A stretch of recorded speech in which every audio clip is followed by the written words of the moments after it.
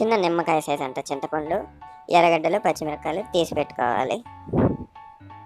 1 cup రవ్వకి 3 కప్పులు నీళ్ళు పోసి చింతపండును నానబెట్టుకోవాలి. ఇప్పుడు బాణలు తీసుకొని కొద్దిగా 1 స్పూన్ నూనె వేసుకొని ఇప్పుడు నేను 2 కప్పులు రవ్వని ఉప్మా చేస్తున్నాను. ఆ ఉప్మా రవ్వను కొలిచి దాంట్లో బాణట్లో వేసుకొని దోరగా వేగించుకోవాలి.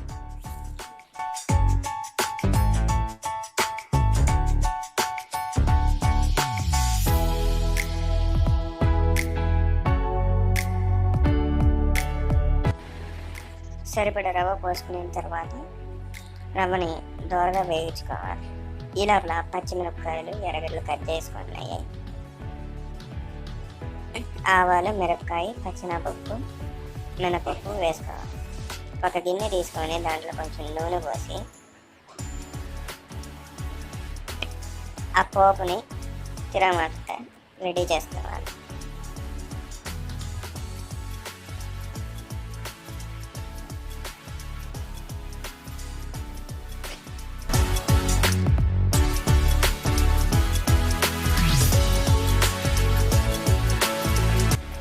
మినపప్పు, పచ్చెనపప్పు దోరగా వేగిన తర్వాత కట్ చేసిన పచ్చిమిరపకాయలు, ఎర్రగడ్డలు తీసుకొని ఆ తాలింపులో వాటిని వేసుకోవాలి. ఈ పచ్చిమిరపకాయలు, ఎర్రగడ్డలు కూడా బాగా వేగిందాక వేగించుకోవాలి.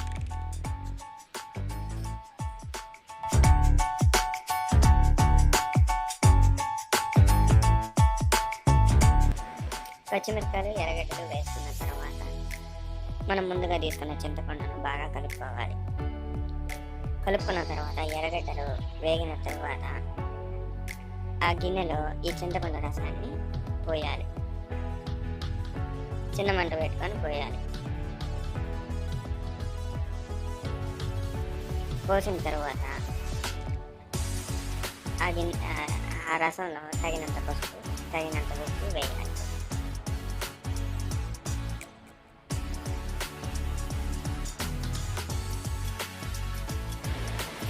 తరువాత స్టవ్ మీద పెట్టుకొని పెద్ద మంట పెట్టుకోవాలి. ఈ రసము పొంగేంత వరకు మనం వేచి ఉండాలి. ఇలా పొంగిన తర్వాత మనం ముందుగా వేయించుకున్న బియ్యం రవ్వను ఆ రసంలో పోసి కలుపుకోవాలి.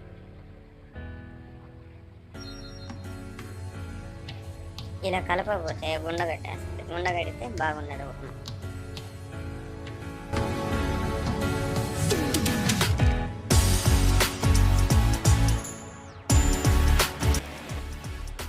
రవ్వ పోసిన తర్వాత 2-3 నిమిషాల వరకు ఇలా కలుపుకోవాలి.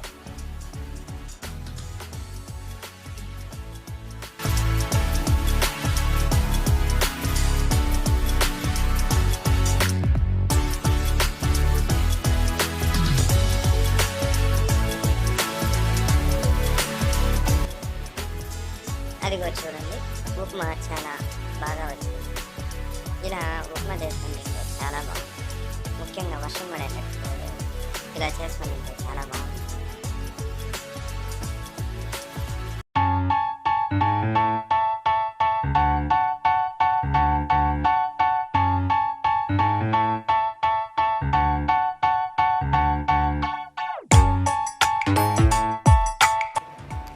చూడండి ఫ్రెండ్స్, ఉప్మా చాలా బాగా వచ్చింది. ఉప్మా రెడీ అయిపోయింది. ఇప్పుడు ప్లేట్లు తీసుకొని సర్వ్ చేసుకోవచ్చు. మీరు ఖచ్చితంగా ప్రయత్నించండి.